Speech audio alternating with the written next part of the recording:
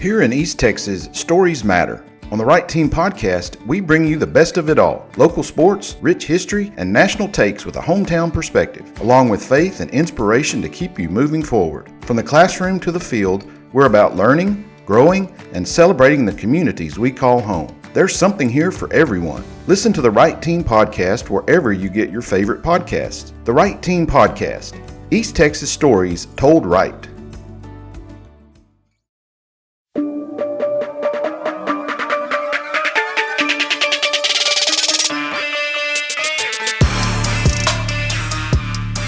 Hello again, everyone, and welcome again to another episode of From the Press Box here on the Right Team podcast. My name is David Weaver, and I am always, as always, with my good friend and my co-host of this particular episode on the podcast, Brother Matt Paul, all the way from Marshall, Texas. Matt, how are you this morning? Doing well, man. Another summer day, rocking and rolling through July. We got a little bit of a reprieve around here in terms of some cooler weather, well, at least some rain anyway, that brought some cooler weather, but I think it's coming back with a vengeance here over the next couple of days here, and we are back in the furnace that is always known as an East Texas summer. So staying hunkered down under air conditioning as much as possible, but it's pretty hot out there. Yes, sir. Let's go ahead and get started with the show this morning. This is our second show since we've kind of come back from a little bit of a mini summer break, and we're trying to do these kind of somewhat regularly, get back in the swing of things before football season hits. I know Matt's been hard at it every morning with his regular role at KMHT Radio there in Marshall.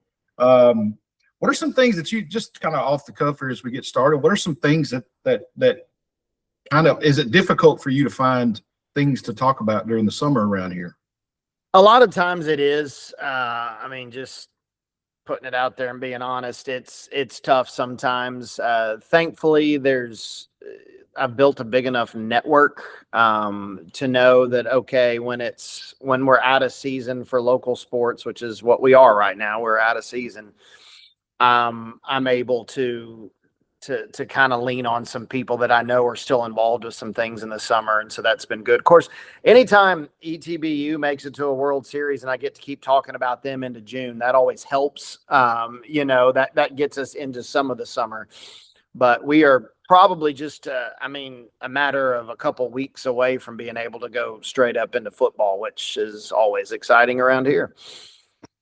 Yeah, I've actually started putting together my composite football schedules for the upcoming season here locally, and we'll be sharing some of those here as we are moving along here on the podcast. Again, we'll pick up really on some local high school football coverage here probably in the next week to 2 weeks or so, as you said, kind of on that timeline around the 1st of August. We really will get into it, but man, it's right around the corner. I mean, the weekend of August 27th, August 28th was about a month and a half maybe? Yes, sir. Till we're actually kicking it off in local high school action. So it's a pretty exciting time of the year, even though it is somewhat slow locally. But we've got plenty to talk about in the overall sports world, fortunately. And we're going to start this morning as we get talking here about a little bit of a World Cup update. And Matt, I know you and I, the last time we talked, were pretty fired up about the Team USA. And although I've learned that it's not correct to call it Team USA, it is the United States men's national team. That's right. That is the correct way of referring to our football team. But it doesn't really matter how we refer to them now because they're no longer in the tournament. That's right. This past Monday. And I've had a couple of days, of course, to kind of sleep on that. And I know you have some thoughts as well. Let's start with you. What were your takeaways from what we saw Monday night there in Seattle, which, of course, is my backdrop today? Yeah, it was disappointing. And look, I want to be clear. I think, you know how we are as sports fans. I think people kind of, they need to be on one end of the spectrum or the other. Either we should be proud of Team USA because they won a knockout stage game and that's kind of rare for them and blah, blah, blah. Or this was an abject failure because, let's call it like it is, Monday night was ugly. It did not look good. We looked like we were unable to do basic things. I think the answer, as it often does, lies somewhere in between. I see people saying that we exceeded expectations. if you're in a group with Paraguay, Australia, and Turkey, you're expecting to win that group. Not saying it's easy, but you're expecting to win that group as the host nation and as a nation that's ranked in the top 20 in the world. And then you're matched up with Bosnia and Herzegovina. You expected to win that one. So I think they met expectations. Now, anybody who expected us to beat Belgium, that's a different story. Belgium is a very, very good soccer nation, and they're one of those European nations that we typically struggle with. So no, I did not expect them to beat them, but there's a couple different ways of losing. You and I talked about this. That Mexico-England game, that's Mexico lost that. I think if I'm a Mexico fan, I'm holding my head high. They played one of the top 5 teams in the world, and really just that game could have gone either way. The United States-Belgium game could not have gone either way. Belgium was in total control of that. A lot of that has to do with how good Belgium is. A lot of it has to do with some really, really untimely and egregious errors by the U.S. men's national team. So, did it boost soccer in our country, and did it, I think, captivate the people a little bit? Yep, I think it did, and I think that's good. But do we still have a long way to go? Yeah, that was pretty obvious Monday night.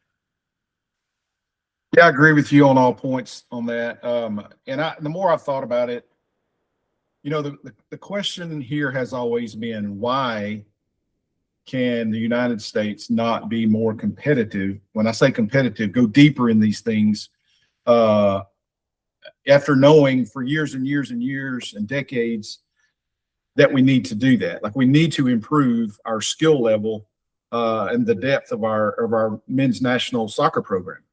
Why? What's the big question? Why can't we do that? And I really think I've at least come upon a simple answer, at least in my mind, is that, and I mentioned this to you when I was a guest on your show the other day or afterwards. The rest of these teams, and you can see it if you do any international travel, and you kind of get close enough to it, you can see how big this sport is in other parts of the world that most Americans here will never see and understand how big. And I can't correctly describe how big this sport is overseas. But you come back to America, and we get the thrill of hosting this thing, every now and then. And this summer has been great. It's been very riveting. It's been great television. But and this is what I said the other day. I mean, you and I have already on this show, just in the first 10 minutes, we've talked already about what we're going to be talking about here in the next couple of weeks, right? I mean, our focus immediately shifts to fall football here, American football.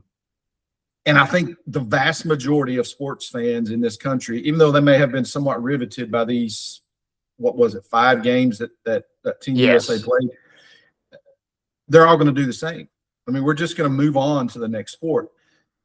I would dare say that within a month, if not sooner, the vast majority of Americans who were sitting in sports bars watching this thing together, singing Country Roads, having it in their heads as earworms, I mean, all that kind of stuff, right? I mean, all the patriotism that we just saw, which was great, no one's going to remember that when NFL training camps kick off.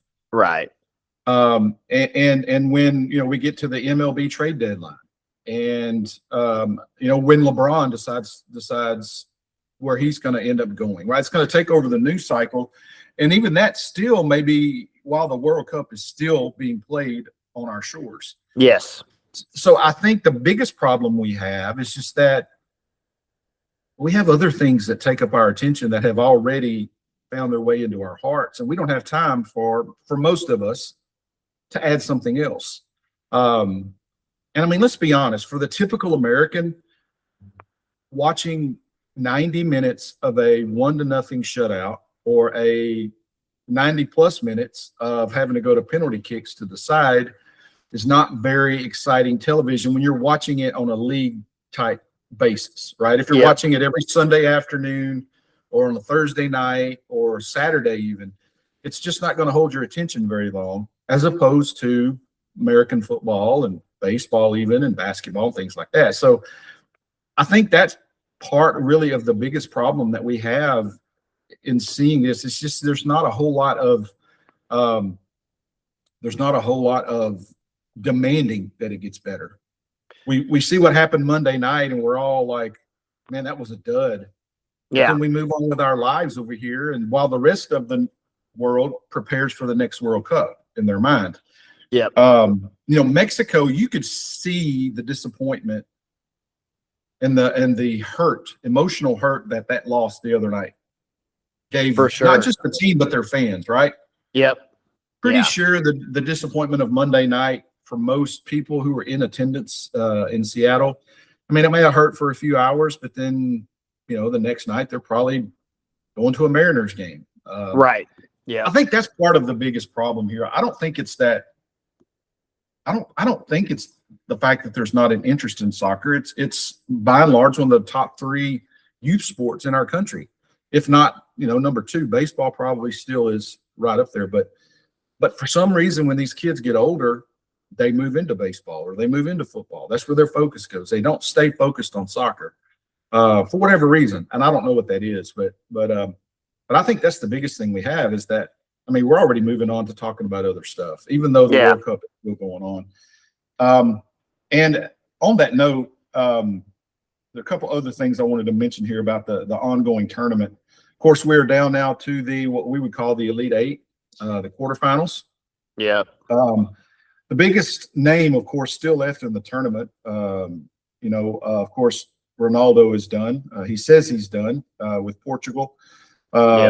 That remains to be seen. Maybe he comes back as a 44-year-old next cycle and tries again. You never know in these kinds of things. But he does say he's done. But of course, the big one is Argentina's Lionel Messi. I want to get your thoughts on. First of all, there's been a couple of very controversial matches involving Argentina. And again, in our American minds, we always go to what? We always go to the conspiracy. Sure.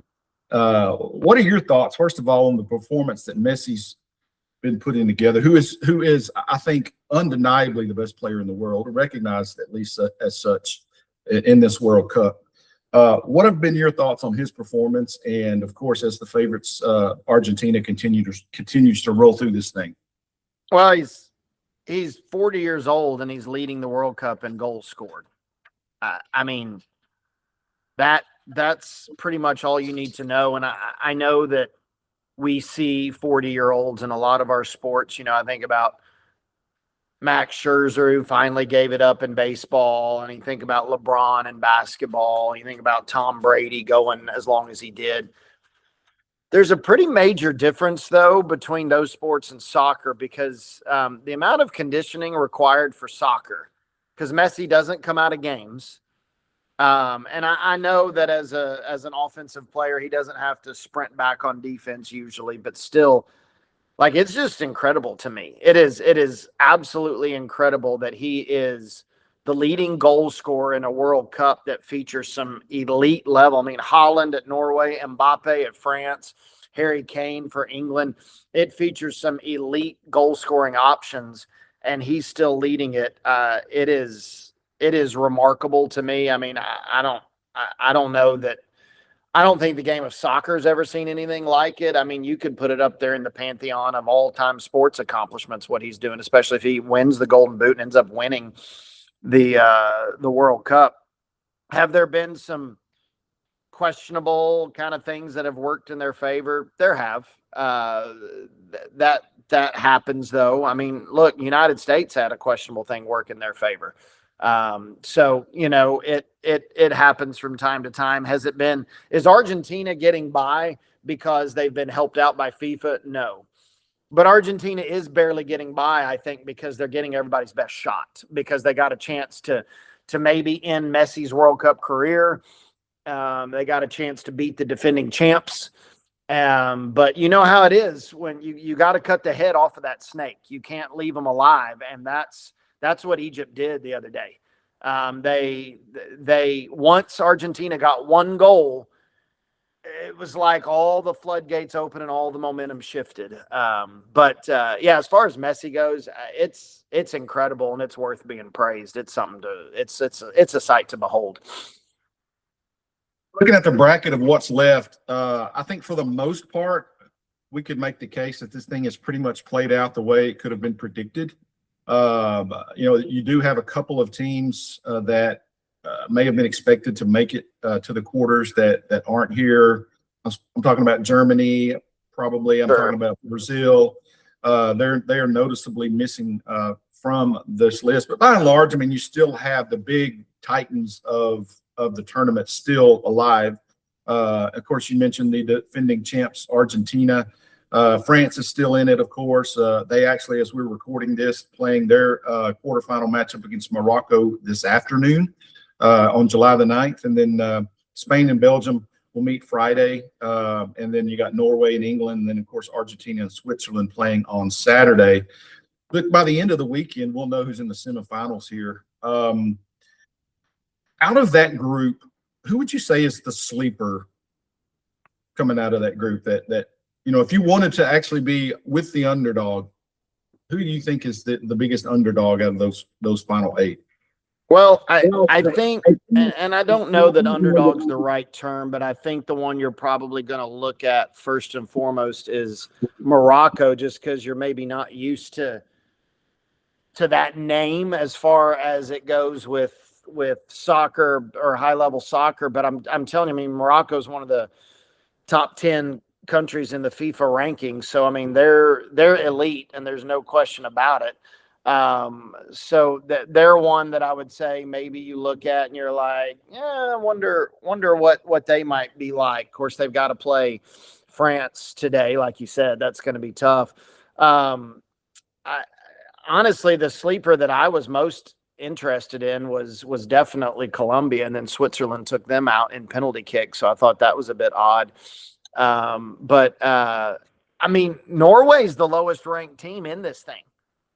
But they got Thor, that's sitting there just like going off and going crazy. And so it's hard to sit there and really think that Norway can't do this. I mean, if you're dispatching Brazil like that, you got something going for you.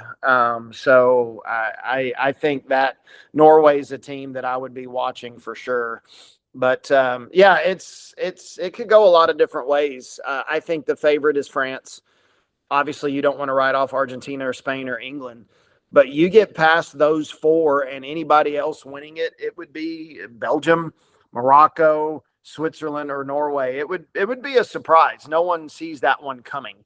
But I really think like Morocco's the one I'm watching. If they get by France, I mean, they made a deep run 4 years ago. If Morocco can somehow beat France, they're the ones that I'm like, this may be their year. And that would be really wild because they're hosting in the next World Cup.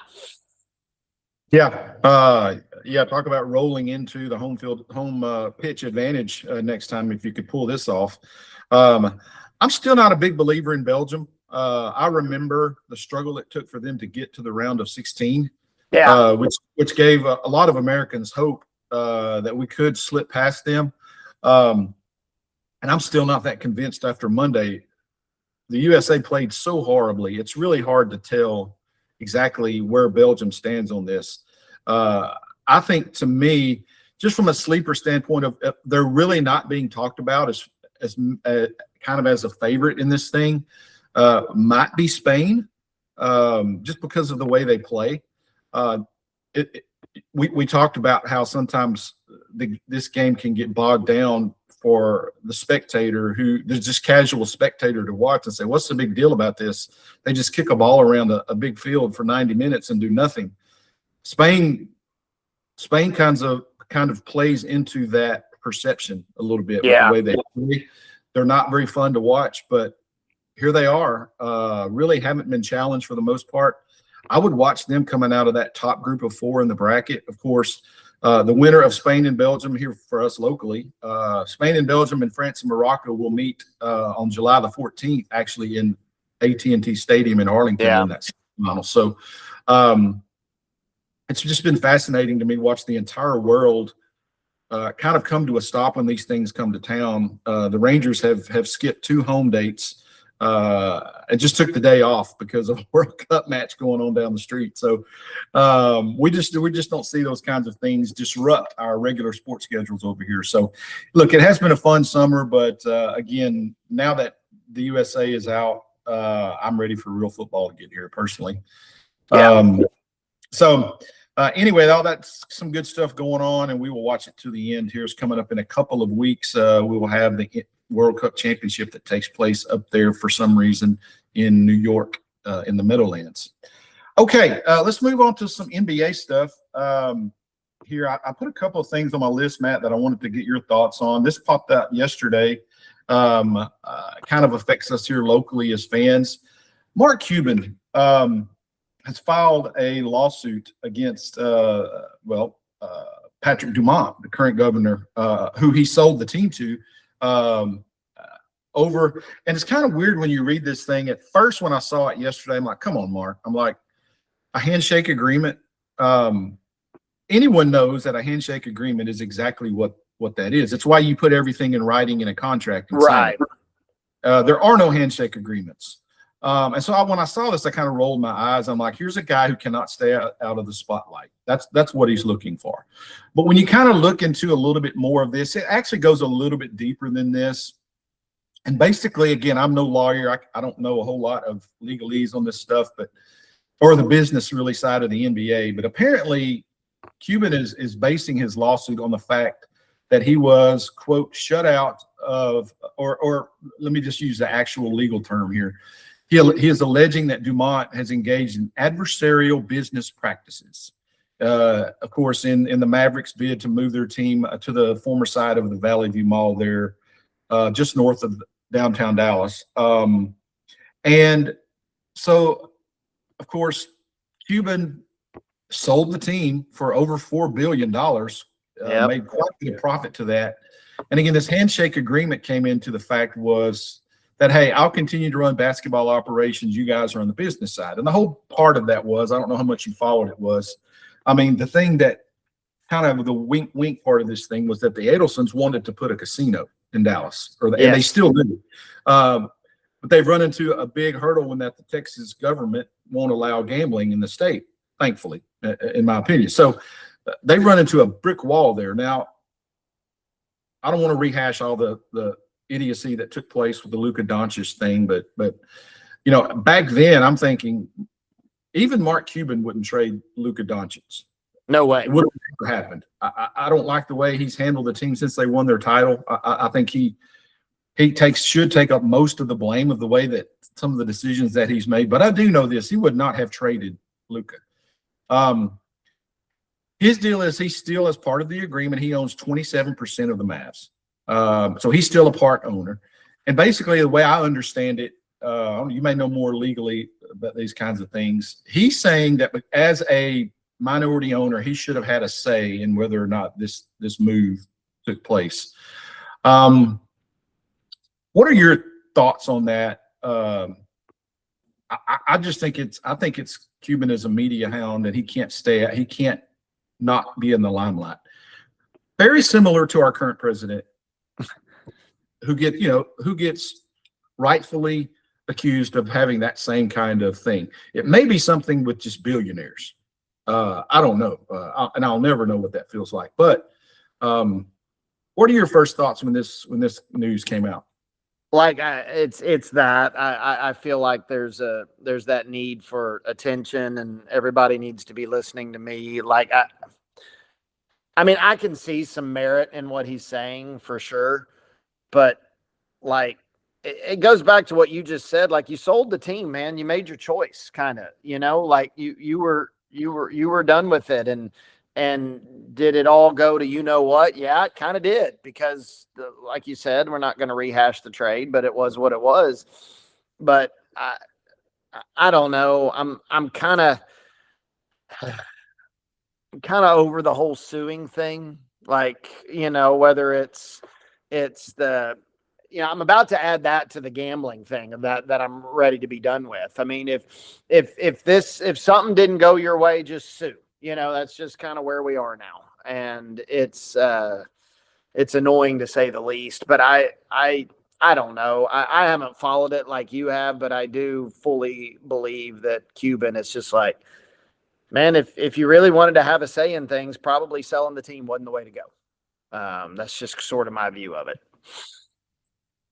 Yeah, and ironically, the thing now is pretty much most Mav fans have moved on. If we were having this conversation a year ago, he could have gotten, I think, some public sympathy for what he was doing because everyone wanted everyone gone. Yeah. Who had anything to do with that trade, Dumont included. But I mean, honestly, I mean, some folks may disagree, but at least now with the moves that have been made, particularly since the end of the season, I just want to tell Cuban, hey, keep your mouth shut. Everything's kind of moving forward now positively in some direction that, and I mean, hey, your time has passed. And it's like, go away. Just go away and be a minority owner. You made $4 billion off of this sale. No one's going to come crying about the fact that you weren't consulted about this team's move when you really, you're still cashing checks. So seriously, yeah. And doing nothing really. So anyway, that's kind of where I fall on that. I was a Mark Cuban fan, probably 15 years ago, of course, when they won, and then he just went brain dead when it came to making basketball decisions, and they never sniffed another one. He wants to take credit probably for what happened in 2023, 2023, 2024, when they went to the finals, but he had already sold the team by then.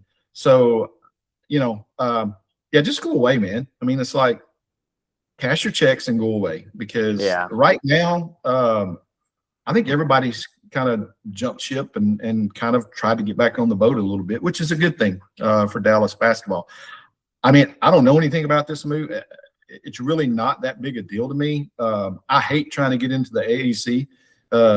I'm not a big traffic guy anyway. So, I mean, it's like I've never been able to go to that place where it's easy to get into and out of it. So maybe this other place out at Valley View, I guess, it's a former mall. Maybe that will be, something easier to get to. But anyway, just go away, Mark. No one really wants to hear from you right now. Let's stay here real quickly in the NBA. I wanted to get your thoughts on where we stand with this saga of LeBron James and his decision. Now, again, by the time this drops, he may have already decided where he's going, and that's good. And this has a little bit of a different feel for me. As I've said on this podcast many times, I am not the biggest LeBron fan that's out there. I will not shed a tear when he retires, not because of any particular feeling other than I think it's time to move on to something else. But I kind of feel different about this decision, and I can relate to him a little bit in that, hey, dude, if this is your last year, go somewhere where you're going to be happy and enjoy this last year, right? I do think he deserves that, which to me lends itself, just go home to Cleveland. They got a good ball club. You could be the missing piece. Go back there and try to bring home another one. And I'm talking, to me, that would be the storybook ending for him. I don't know why it's taking so long for him to make this decision, but you may have a little bit more insight on that. I think it's because of the ever shifting landscape of free agency. I mean, when it was evident that he was not going to stay at LA, the prevailing theory was he was going to Golden State. He was going to join Steph Curry. They were going to try to make a play for Anthony Davis, and the old heads were going to try to make a run at another title. And then that sort of faded. And then we started here in Cleveland, and that makes sense. I mean, Cleveland finally made the conference finals, first time that I can remember them making it without LeBron last year. So obviously a nice piece, which you say what you want about LeBron. He's an all-star level player still at age 41. So that's a nice piece to add. But then all of a sudden, with Boston gifting Philly Jaylen Brown for next to nothing, you started seeing, okay, there's Maxey and there's Edgecombe, there's young guards. You got an experienced veteran wing with Jaylen Brown. You've got Joel Embiid, who's good for 37 games each year, but they're really good when he plays. Is Philly all of a sudden? For a while, I was wondering, is Philly going to be the place? But what makes the most sense to me is going home to Cleveland, because you are still in the mix for a title. I think that. And talking with my son Andrew, I really think it's fascinating with the Knicks winning the championship. I think the Knicks were in play until they won one. Because if you want to be basketball immortality, you go to New York and win a title.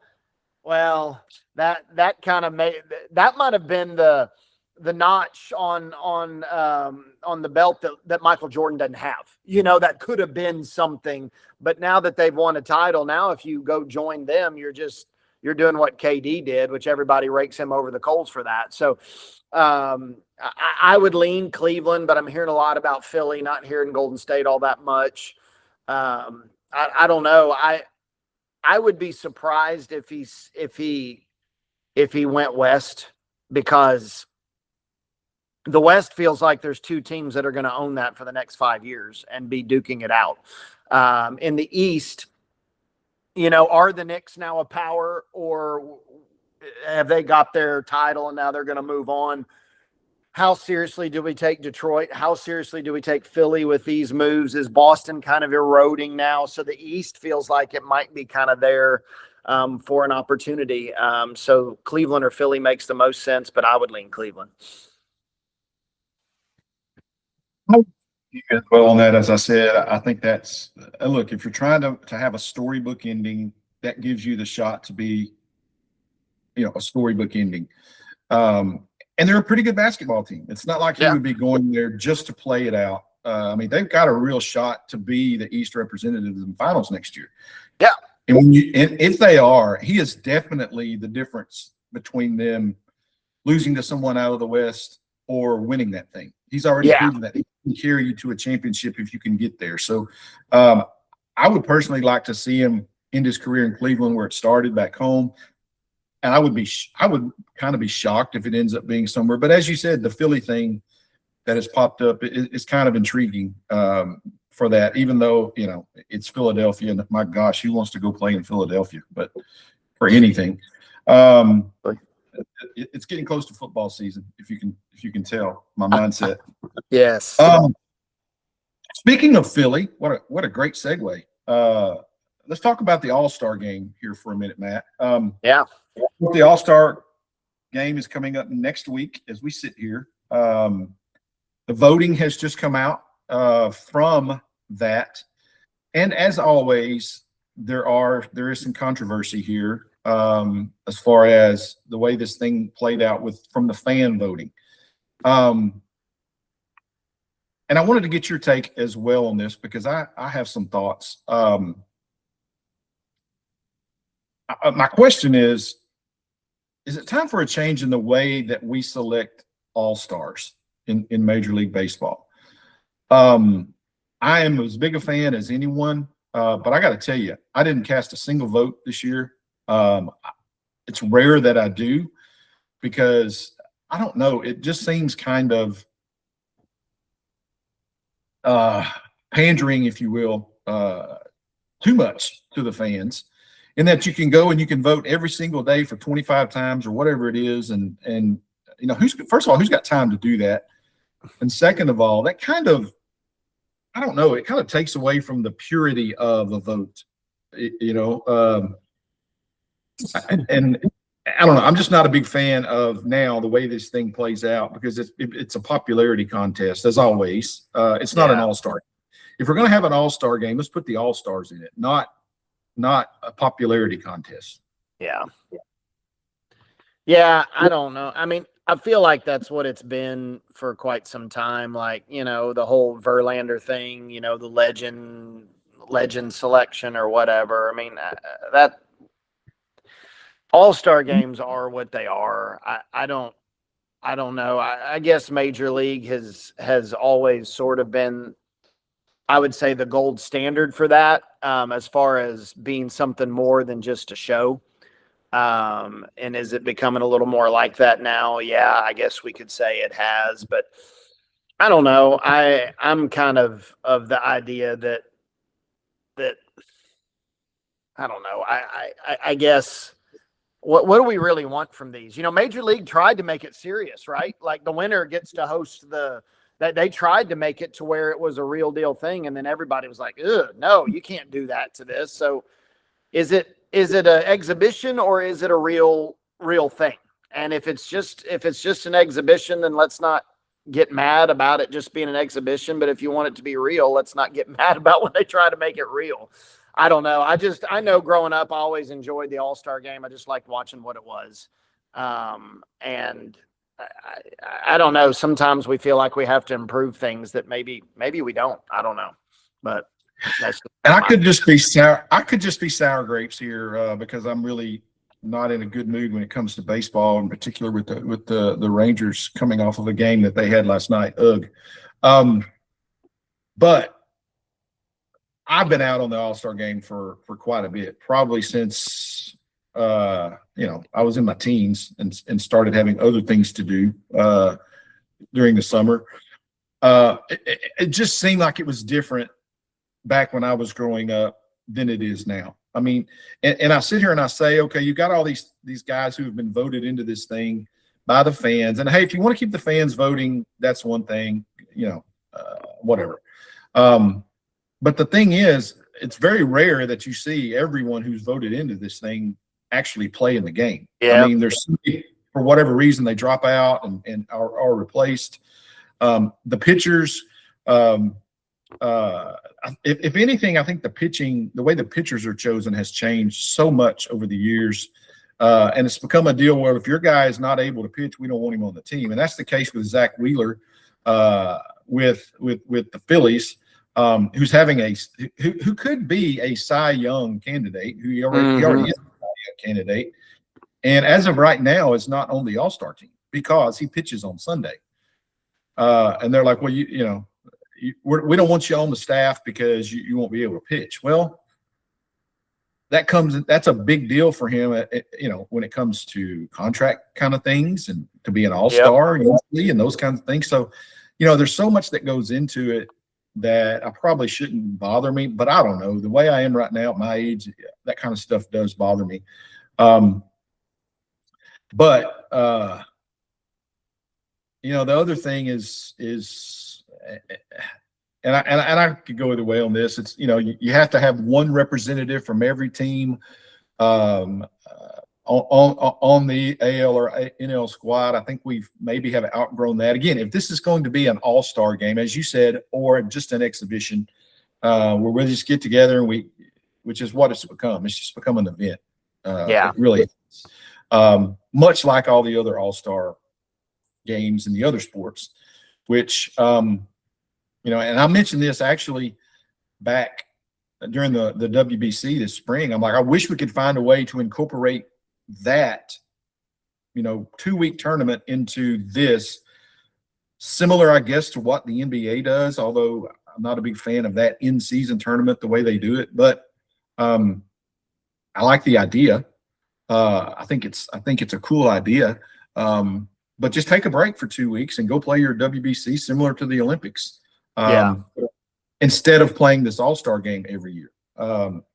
But that's going way too much against tradition, and it'll never happen. But I like to see something change with it personally. Again, it's just not that attractive of an event to me. I'll probably, if there's World Cup on Tuesday, I will probably watch World Cup over baseball. That will be a monumental decision on my part to do that because of who I am. But I'm just not interested in an all-star game, a baseball all-star game. Well, and we let the fans pick so much of it. I mean, the root of the word fan is fanatic. You're gonna get some people that don't need to be in the all-star game, but they want it to be what the fan. Look, you and I are you even more so than I am, but we're going to be more like baseball purists and really sports purists. If I'm going to watch an all-star game, I want it to be the stars of that season, the guys that have done the best during that season. But once you allow fan vote, it doesn't necessarily become that. And you got to deal with what you've allowed. Just specifically, the Blue Jays who are represented on this thing, I'm okay with Vlad Jr. being there, although he has already withdrawn and had a replacement named. His teammate Ernie Clement, I got to be honest, until the Rangers played him a couple of weeks ago, I didn't know who he was. Because I didn't watch much of the World Series last year either.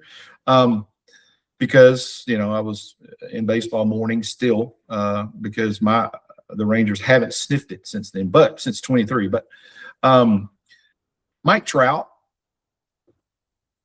is not an all-star. Yeah. Now, he's a name that people understand and know, very popular, but he shouldn't be starting in the American League All-Star game. Right. Aaron Judge is hurt. He's not playing in the game. And we vote him in as the starter, which means now the manager gets to go and pick a replacement. And most of the time it's someone from a team that, probably has to have a rep there or something. And so there's little cases like that and it's probably more so in the National League because of all the talent over there. But I mean, if you're not a Dodger or a Brave right now, you don't have a shot to make the starting lineup.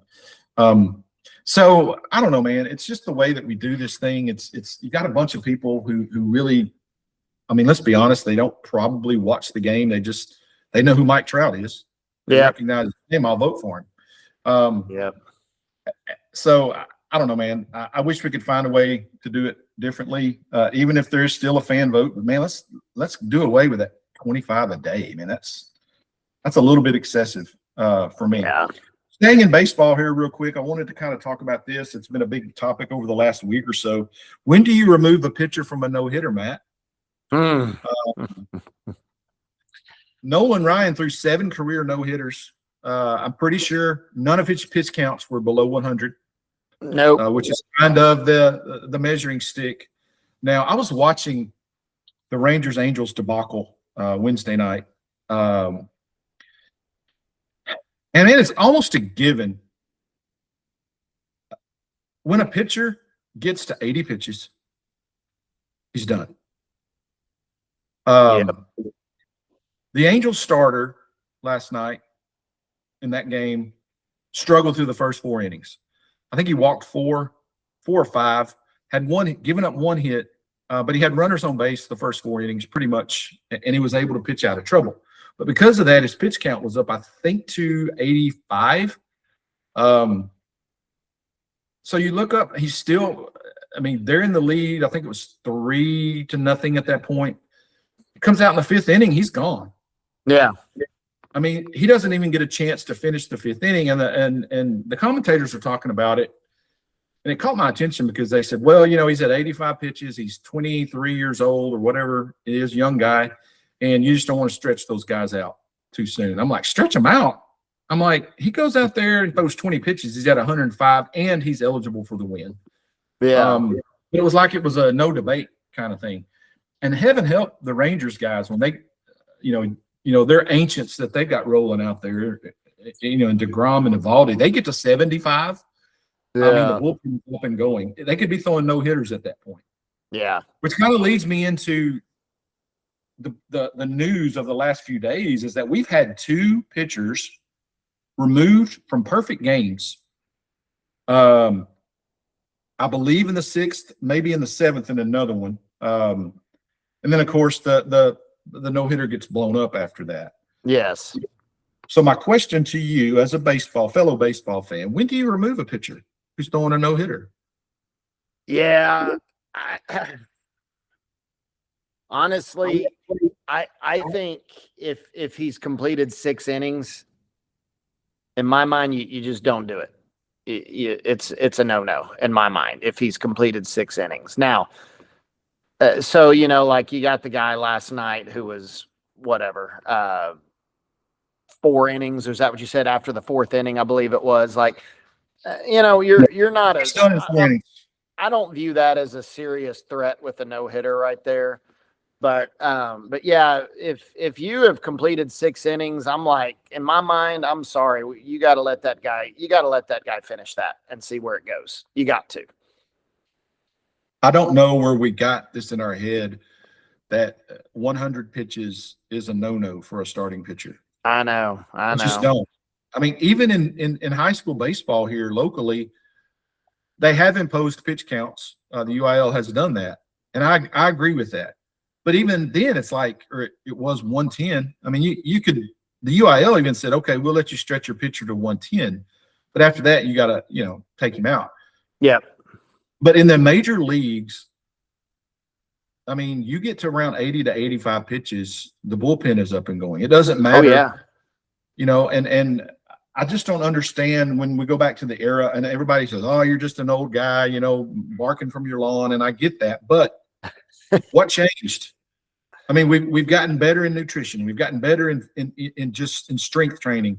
Why all of a sudden do we throw this up? It's a change in the game of baseball that I don't understand, because I'm going to tell you what, if I got a guy like this Yuri Perez, who was with Miami, he threw 7 perfect innings against Oakland, I believe Sunday, this past weekend. He's cruising along with a no-hitter. And, I mean, he's on the road, and the manager gets booed because he takes him out, because the fans want to see history. Yeah. I don't know what his pitch count was, but, of course, as it always happens in these things, for the most part, you pull him out, you put in a guy like that, and immediately the A's mount a rally there and made that game closer than it should have been. And then, of course, there's another one here actually just a couple of days later when I'm looking through my notes here. Pirates right-hander Jared Jones Wednesday night had 6 perfect innings against the Braves before he was pulled. And then the replacement comes in and permits a 1-out single in the 7th. So there goes your no-no. Yep. And then you got the case of Toronto, who went out to San Francisco yesterday on the same day, actually. And Yep.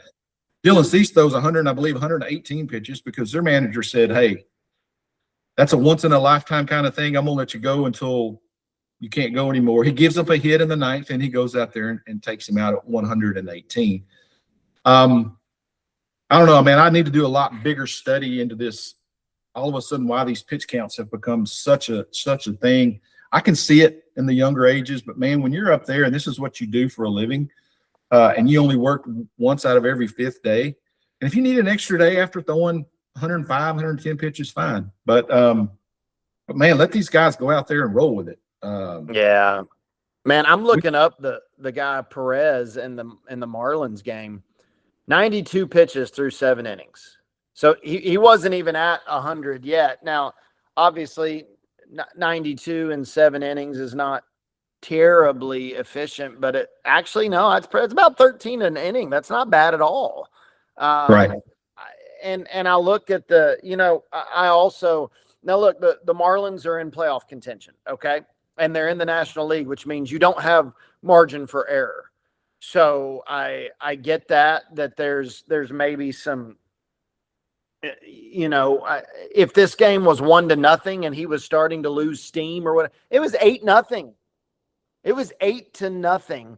And they bring in a reliever who faces 6 batters, gives up 4 hits, 2 walks, and 5 runs. Doesn't even record an out.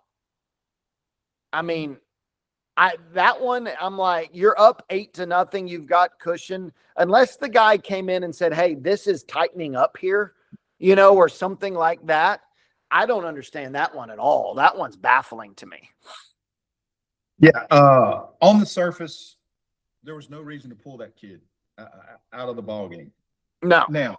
Now, if I've got a pitcher like a Jacob deGrom, for instance, who's 38, 39 years old, who's had a history of elbow trouble. He's had 2 elbow surgeries.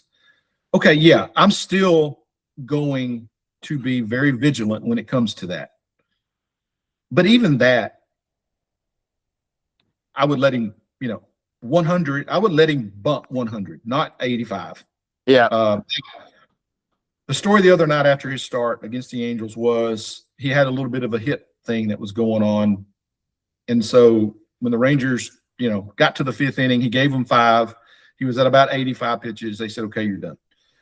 Yep. That kind of stuff I can understand. But as we're saying with this Perez kid and this Jones kid, I mean, it's like, is there any physical reason why they have to come out of a ball game? If not, then you're doing the game a disservice by not giving us that opportunity to see that.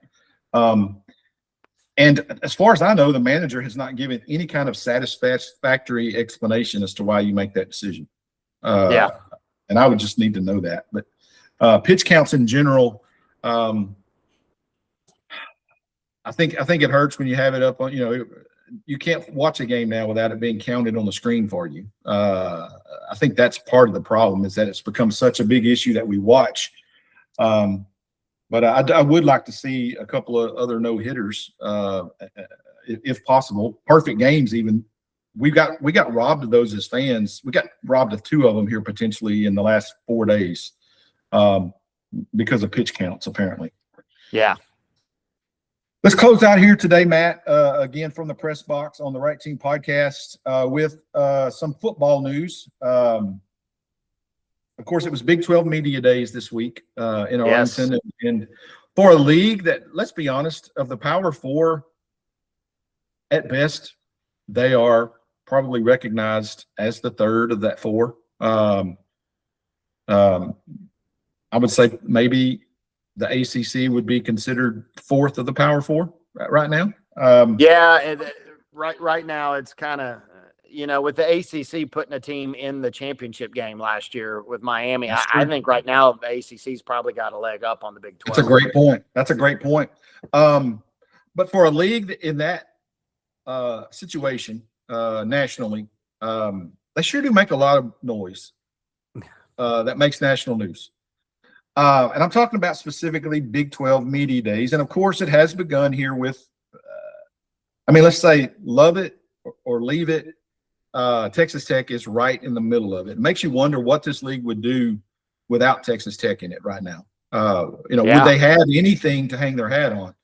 Right or wrong, they have become, for the most part, a national punching bag, which is, hey, it's like Jerry Jones says, I don't care what you say about me as long as you say it.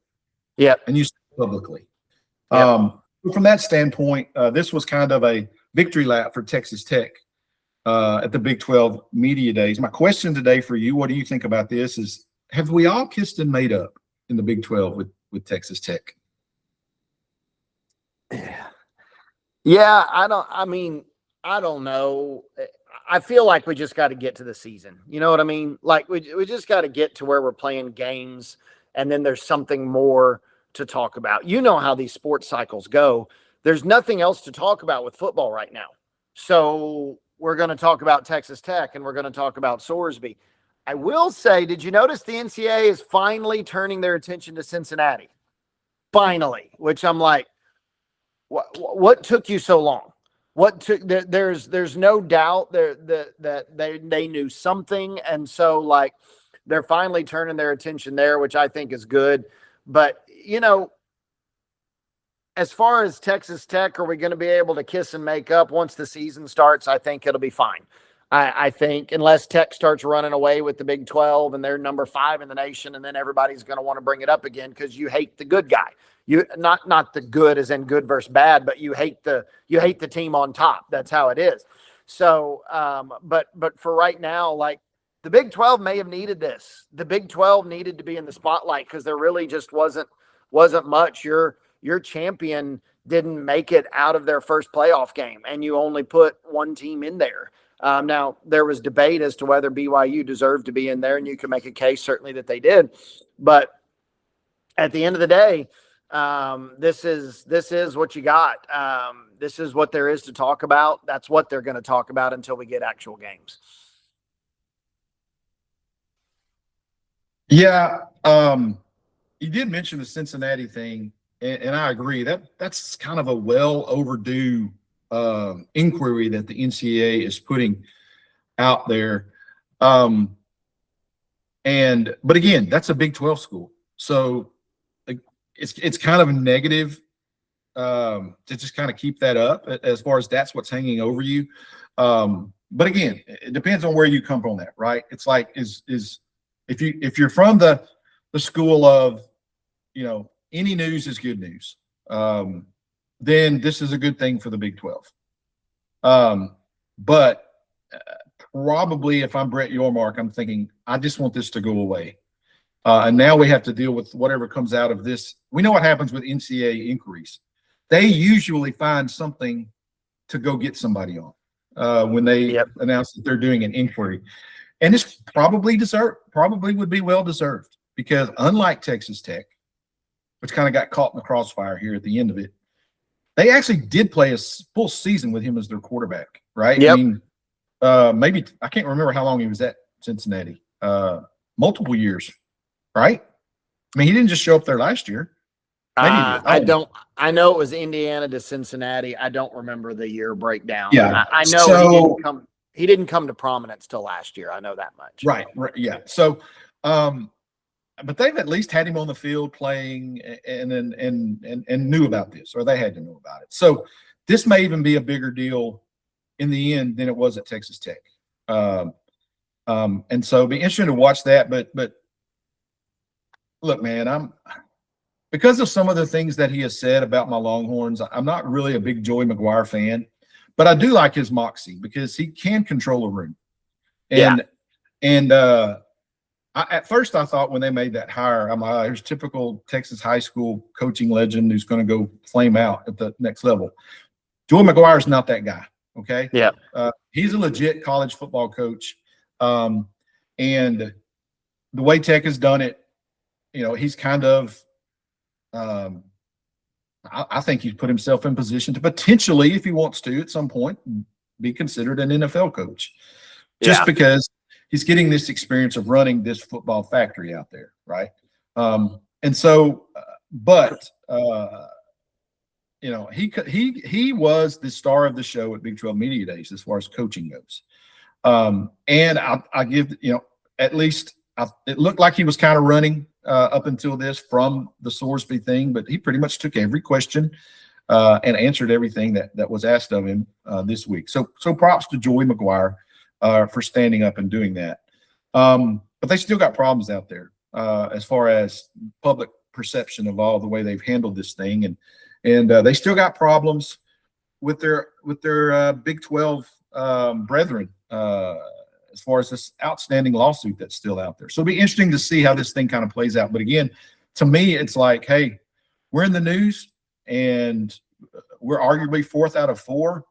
This cannot be bad for us. No. So, anyway, I don't think so. And I also think that what this probably means is that whenever Texas Tech plays a game, if it's on national television, which a lot of them are going to be, the casual fan's going to be like, oh, I want to see what happens here. I want to hear what they're going to say. I want to hear what they're going to say about them. So that's why we say even bad news is mostly, for the most part in this business, good news, because your name is in the headline and eyes are going to want to see the spectacle, right? So that's a good thing for Texas Tech, probably.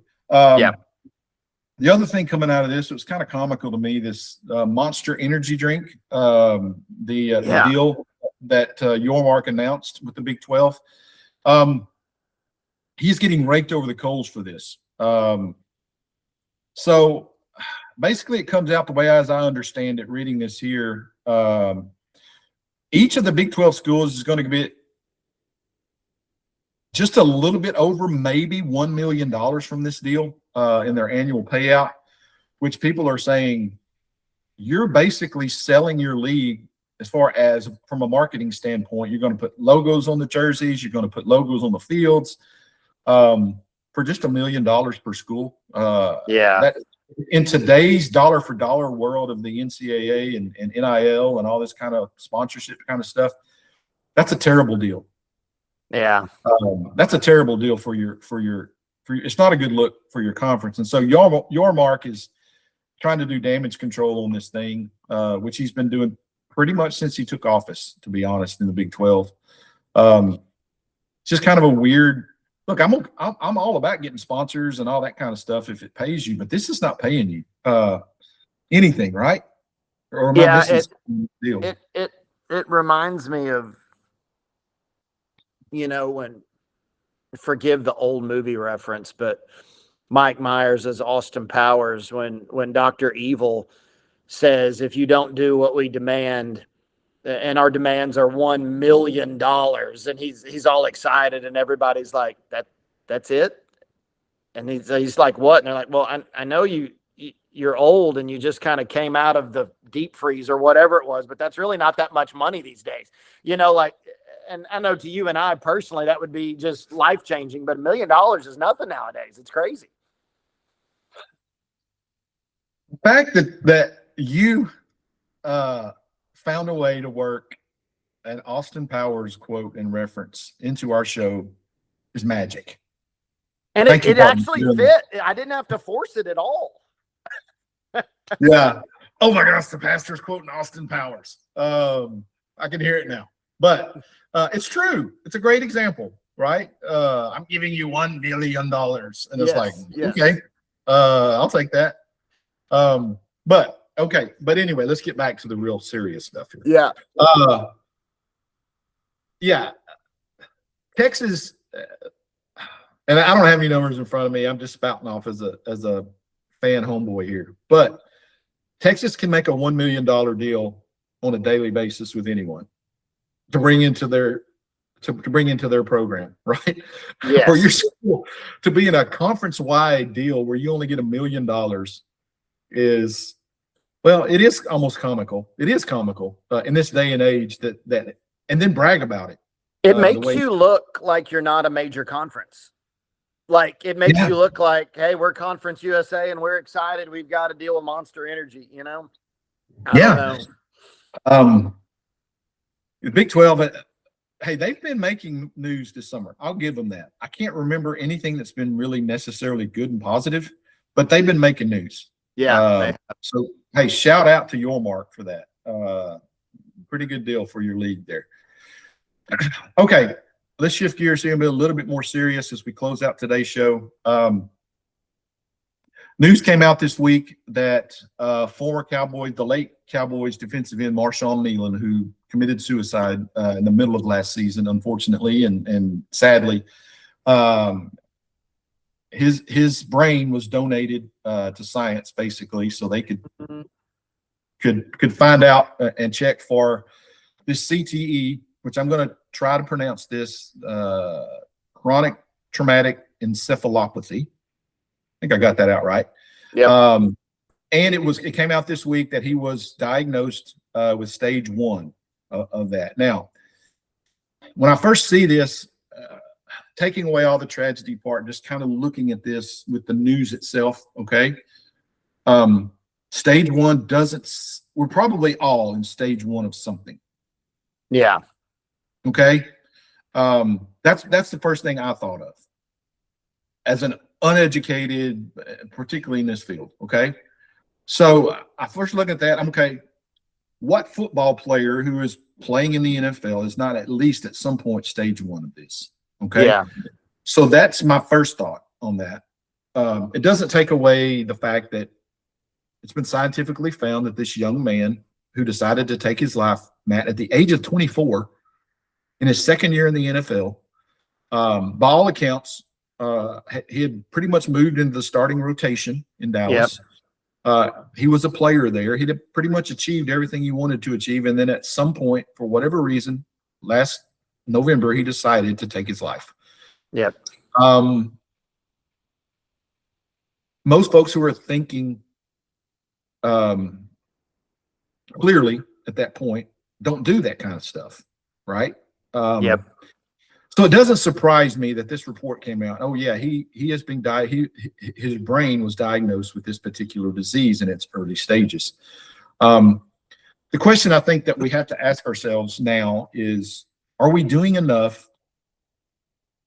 Are we doing enough to make football safe from this. I don't know that you can do that. I do think the NFL and all the sports leagues have made a concerted effort to do what they can to kind of minimize these risks. But the fact of the matter is, Matt, I mean, let's just be honest. You've got world-class athletes traveling at unbelievable speeds than we've ever seen before on two legs, having these repeated collisions, many times head-on collisions, day after day, year after year. And I don't know how you change that without fundamentally changing the sport. Yeah. Making it non-contact. Yeah. As long as there's contact, I'm afraid you're going to see CTE. And that's the sad thing here, is that this apparently was part of, from what I understand, Marshawn was dealing with other issues in his life that all probably led to this as well. But the evidence is here. He at least did have this beginning stages of CTE. And that's sad, because I don't know that there's a way out there that, you know, we can say without fundamentally changing the sport of football that this is going to get much better than it is right now. Some would say we already have changed the targeting rules. I mean, who doesn't get frustrated by a targeting ruling? We've seen the guys with the helmet caps on. You know, that there's been all these changes that have really haven't much violated the spirit and the nature of the game. But you're exactly right. It is a violent game, and it is human beings playing football are a lot larger than they were 50 years ago. I mean, you look at some of the people that were playing on the offensive line back in the 1960s or 70s, and it's like, yeah, that guy might be a corner nowadays. You know, that guy might be a running back or what have. Like, it's crazy. But like, and hear me, I'm a dad who's had a kid who had a concussion playing football. And we had to learn a lot about it. You know, we didn't really know what we were dealing with there. But like, there are steps that I think can be taken in youth football and in high school football, and they've done some of that. I think there are steps that can be taken to teach the right way. But at the end of the day, you get to the NFL, what's going to happen is going to happen. It's because of the nature of the game. I mean, a lot of the violent and really like headhunting type tactics, a lot of those go against the best way to do things. You know what I mean? Like there's not only are there penalties about that kind of thing, but you know, you go watch a DB try to hit somebody high and the coach is like, you take out their legs. You don't hit them up in the shoulder. It's not going to help any. And so I think the NFL's done about all they can do without, like you said, totally disbanding who we are and becoming flag football or what have you. Like, it's the nature of the game, and it's unfortunate, but if you want it to be gone, you've got to quit the game. You've got to stop the game. And at the end of the day, these people, no one is forcing them to do it. And these people are grown men that are making these choices. But I think the NFL's taken a lot of steps in that direction. But I mean, you got 270-pound guys running at top speed, crashing into it. Even the kickoff rule, I think, helps. I think that's a good rule that helps it. But this is what you're going to run into as nature of the game. Yeah, and the problem with some of the things that have been implemented, you mentioned targeting. How many kids have gotten multiple targeting penalties in their career? It doesn't change. It doesn't change behavior. Yeah. I mean, you're going to get a flag and you're going to get kicked out of a game or whatever, but you're going to be back playing football. And chances are at some point later in your career, you're going to get another targeting call, because that's just the way the game is played. That does not change behavior. That does not change the fact that every single play, and the Boston University CT Center, which did this study on Marshawn's brain, they even said in this ESPN article that that suicide is complex and multifactorial, and, quote, a post-mortem CTE diagnosis should not be considered the cause of a suicide. They also say that it's not concussions that's the problem. The problem that really adds to the CTE diagnosis and disease, and as it is a progressive disease, is the continual just ramming of the head. Yes. And it's very, I don't want to say interesting because it's tragic, but Marshawn Kneeland what position did he play? Yeah. Every single play, his head is running into another head of another player. I mean, it's continual, battering ram type syndrome that causes this disease to worsen. And so you're going to see it probably in a lot of offensive linemen. You're going to see it a lot in defensive linemen. It's not necessarily the folks who are, quote, getting tackled. It's the ones who are continually doing that, having that head trauma every single play for, 70, 80 plays a game. Yeah. And then so lace them up and do it again next week. Right. So people think this is they're just against concussions. Concussions, I think for the most part, I mean, we've done everything we can do with concussions. You go into protocol, you miss games. Yeah. You don't. I mean, that's throughout most sports now. And which is a good thing. If you've had a head injury, you should not be playing until your head injury has healed.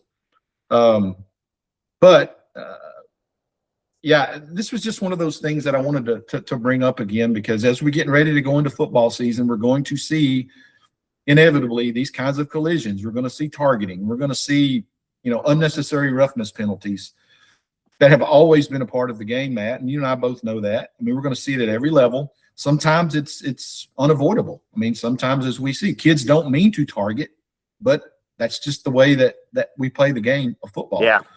But I'm more concerned, based on what I've been able to read about this, those big fellows up front who are pounding each other every single play. And having done that way back in the day, yeah, I mean, I did that. I mean, you stick your nose in there. That's how you block people.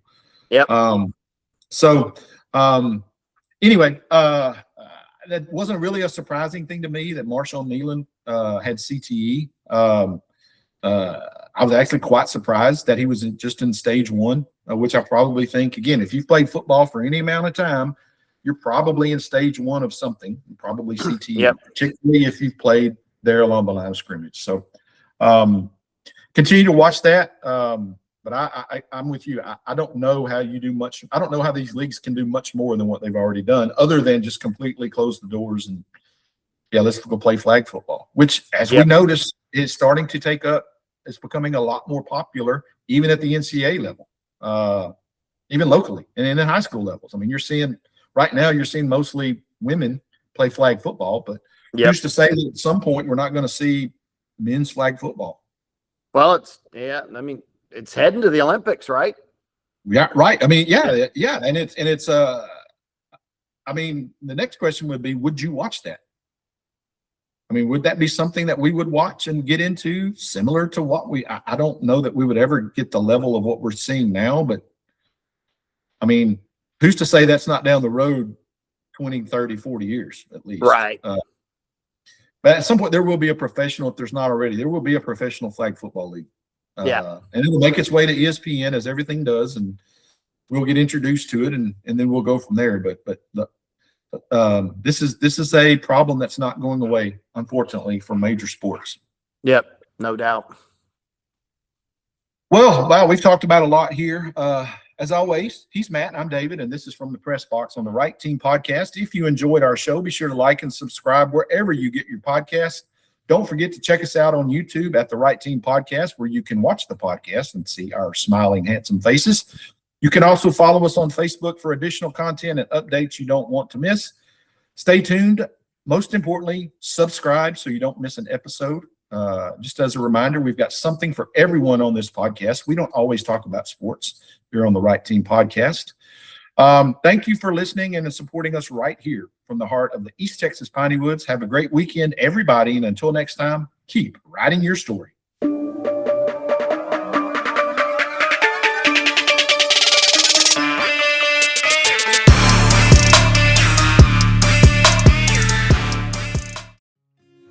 At Styles Electric, we believe in doing the job right every single time. Since 1999, we've built a reputation for being reliable, professional, and experienced across commercial projects throughout East Texas. And right now, we're growing. If you're an electrician or looking to start a career in the electrical trade, we want to hear from you. At Styles Electric, you're not just another employee, you're part of a team that takes pride in its work and its people. Join a company where service speaks for itself. Apply today and power your future with Styles Electric. Here in East Texas, every story matters, and Right Team Services is here to help you tell yours.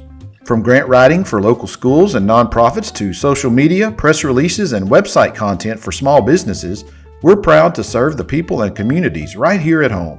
Clear, professional, effective. If you've got something to say, we'll help you say it right. Right Team Services, serving East Texas one story at a time. From championship athletics to outstanding academics, there's something special happening every day at Elysian Fields ISD. At Elysian Fields, students are challenged to grow, inspired to lead, and supported like family. Whether it's success in the classroom, on the stage, in the band hall, or under the Friday night lights, Jacket Nation is built on tradition, excellence, and community pride. Come see why tradition lives here in EFISD, where students are prepared for success today and tomorrow. Go Jackets! At Hallsville ISD, excellence is more than a tradition. It's a way of life. From championship athletics to award-winning academics, Hallsville students are succeeding in the classroom, on the stage, and in competition across Texas. With dedicated teachers, supportive families, and a community that believes in its students, Hallsville ISD continues to prepare the next generation for success.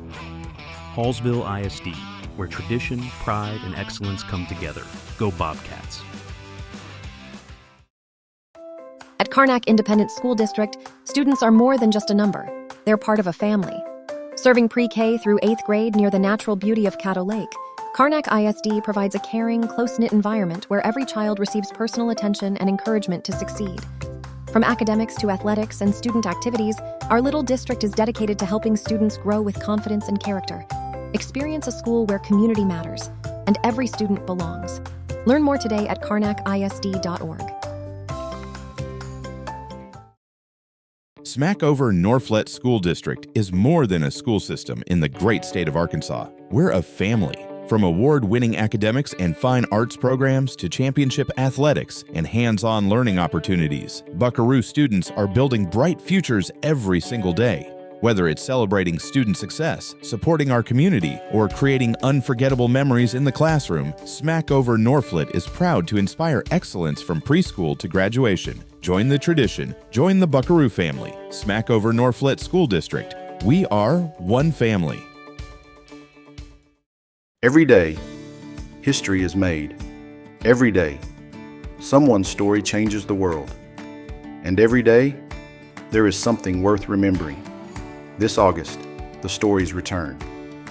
Beginning Monday, August 31st, the Right Team Daily is back, bringing you the moments that shaped history, the remarkable people who changed our world, the unforgettable events that still echo today, and a daily word of biblical encouragement to inspire your walk of faith.